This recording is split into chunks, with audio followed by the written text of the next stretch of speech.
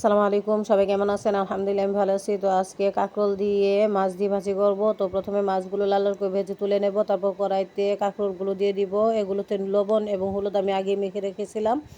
তো আরেকটা কড়াইতে পেঁয়াজগুলো দিয়ে দিব, দিয়ে কিছুটা ভাজা হয়ে গেলে পরিমাণ মতো পানি দিয়ে দিব, দিয়ে কয়েকটা কাঁচামরিচ দিয়ে দিব, হলুদের গুঁড়া, মরিচের গুঁড়া, পরিমাণ মতো জিরে গুঁড়া এবং স্বাদ মতো লবণ দিয়ে নাড়িয়ে চাড়িয়ে নেব।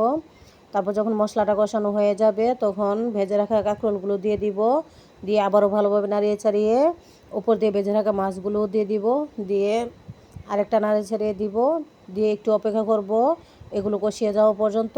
তো বন্ধুরা, আমার তরকারিটা কষানো হয়ে গেছে। তো এখানে আমি পরিমাণ মতো পানি দিয়ে দিব, যতটুকু আমি ঝোল রাখবো।